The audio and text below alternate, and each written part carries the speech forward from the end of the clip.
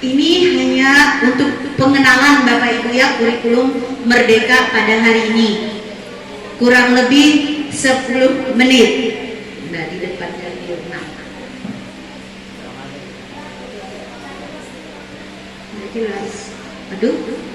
Nah, yang mana kita ketahui kurikulum itu dimaknai sebagai titik awal sampai titik akhir pengalaman belajar murid. Ya. Terus kemerdekaan murid dalam belajar adalah jantungnya pengembangan kurikulum. Murid menjadi acuan atau core dari kurikulum. Nah, Bapak Ibu, waktu merancang pembelajaran jangan lagi merancang bagaimana Bapak Ibu mengajar, tetapi rancanglah bagaimana siswa kita belajar agar tujuan pembelajaran bisa maksimal buat siswa. Jadi acuan kita siswa, siswa, dan siswa. Buden, perlu dianukan ke plafonkan dulu mukanya ini? Ya, itu aja dulu.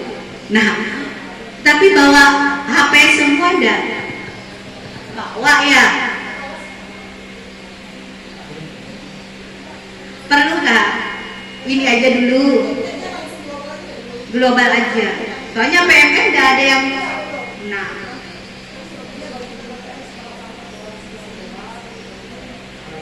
Gitu. Soalnya yang itu penting juga buat ID belajarnya sudah aktif apa belum. Nah, saya kira sudah aktif semua ID belajarnya. Karena buka PMN dengan ID belajar. Ya, karena kita sosialisasi kurikulum, maka disampaikan oleh Bu Ketua, sampaikan dulu kurang lebih 10 menit Bu Erna. Peran dan fungsi kurikulum. Nah, kurikulum adalah salah satu komponen penting dalam sistem pendidikan nasional. Nah, kurikulum berperan sebagai pedoman dan acuan dalam pembelajaran. Ini yang membedakan kurikulum Merdeka dengan kurikulum yang sebelumnya. Ya. Dalam kurikulum Merdeka, pembelajaran itu sesuai dengan tahapan capaian belajar murid, yaitu pendekatan belajar yang berpusat pada kesiapan belajar murid, bukan pada tingkatan kelas.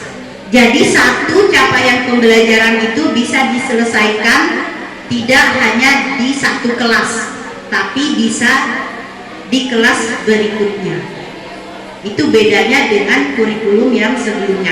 Kalau kurikulum yang sebelumnya kita harus kejar target kerja tayang, kelas 1 anak-anak harus menguasai kompetensi yang sekian. Tapi di kurikulum Merdeka tidak.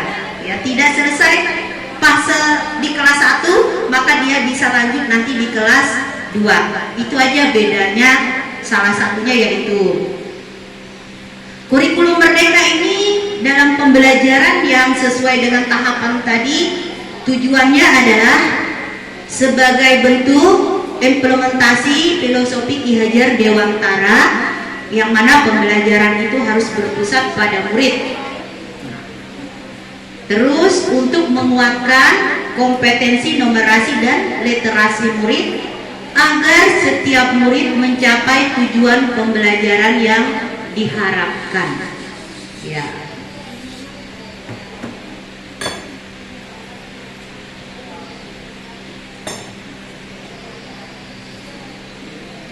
Bagaimana pembelajarannya dilakukan? Murid dalam fase perkembangan yang sama bisa melihat tingkat pemahaman dan kesiapan yang berbeda. Karena itu, pada model pembelajaran ini, cara dan materi pembelajaran divariasikan berdasarkan tingkat pemahaman dan kemampuan murid. Bapak Ibu sudah familiar dengan namanya pembelajaran berdifferensiasi? Ya? Sudah ada Bapak Ibu? Pembelajaran berdifferensiasi? Belum? Nah, ini nanti di kurikulum Merdeka mungkin nanti Ibu Ketua bisa, karena Sejatinya murid kita itu berbeda, tingkat pemahamannya juga berbeda, cara mengajar dan memperlakukannya juga berbeda, tidak bisa sama. Jadi berdiferensiasi itu dari kesiapannya, variasi mengajarnya, sampai evaluasinya juga harus bervariasi. Ya, nanti dikupas lebih dalam lagi di pembelajaran berikutnya. Nah, fase itu kalau kemarin tingkatan kelas, di sini kita pakai fase perkembangan. Fase itu adalah perkembangan atau capaian pembelajaran yang harus dicapai murid, yang disesuaikan dengan karakter, potensi, dan juga kebutuhannya. Bapak Ibu sudah hafal ya, fase A itu untuk kelas berapa saja, harus tahu. Jadi kelas 1 dan kelas 2. Jadi guru kelas 1 dan guru kelas 2 kuasai nanti yang ada di fase A, dari CP, TP, ya, asesmennya dikuasai yang di fase A. Begitu juga yang di fase B, dikuasai untuk guru kelas 3 dan 4, dan fase C itu adalah kelas 5 dan 6. Di platform Merdeka Mengajar yang Ibu bilang pakai ID belajar tadi, semua materi ini ada di situ. Kami pun ngambil di situ. Ya, pelatihan mandirinya juga ada di situ. Jadi fase-fase ini yang Bapak Ibu kuasai. 1-2 kuasai fase A-nya, 3-4 fase B-nya, 5-6 yang fase C-nya. Nah, kenapa harus kurikulum merdeka lagi? Karena di situ menyesuaikan fase tadi. Nah, fase itu juga harus ada sinkronisasi jenjang, yaitu antara usia mental dan usia kronologis.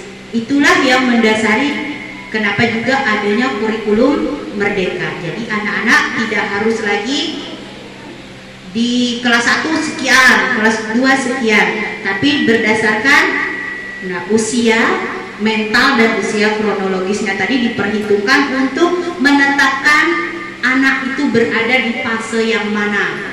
Nah, usia kronologis itu adalah perhitungan usia yang dimulai saat kelahiran seseorang, ya, dengan perhitungan usia. Jadi usia kronologis itu ditentukan berdasarkan kalender kapan dia lahir. Ya, tidak bisa dibuat-buat, itu dihitung berapa tahunnya. Sedangkan usia mental adalah usia pencapaian individu berdasarkan kemampuannya.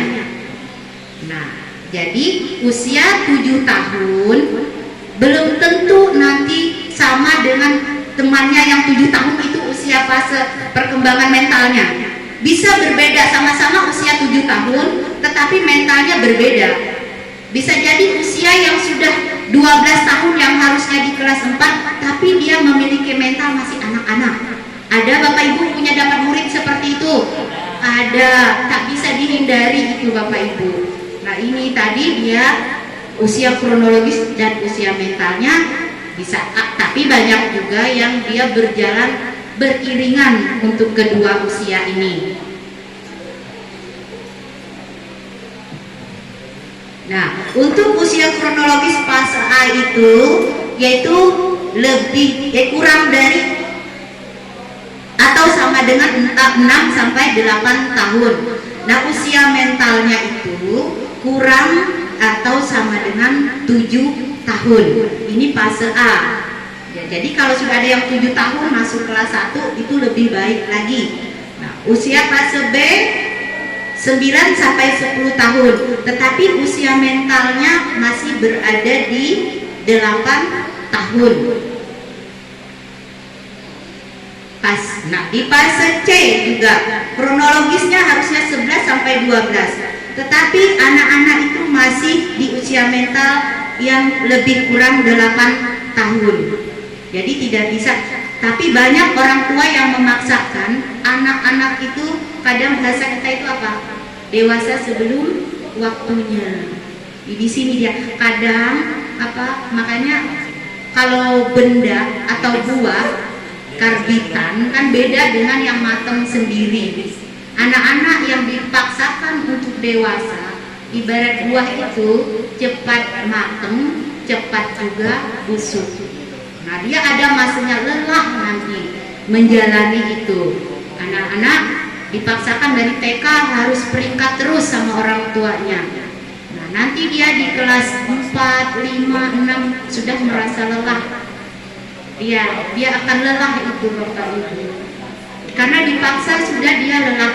Usia kronologisnya sekian, tapi dia memiliki usia mental yang belum segitu, yang belum dia harus terima. Nah, itu terjadi Bapak Ibu ya. Nah, bagaimana cara menentukan kemajuan hasil belajarnya per fase-fase tadi, yaitu dengan dilakukan evaluasi sama seperti kita yang biasa, yaitu asesmen pembelajaran, ada yang formatif, jadi selama proses, dan ada juga yang sumatif di akhir materi.